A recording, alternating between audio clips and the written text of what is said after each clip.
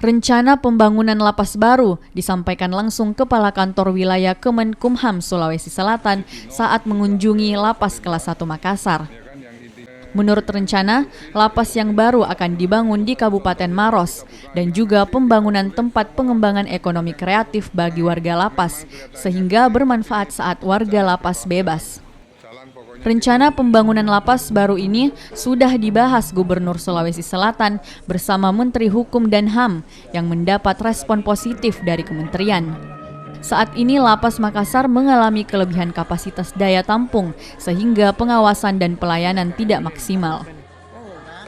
Kita menghadapi persoalan yang berkaitan dengan over kapasitas.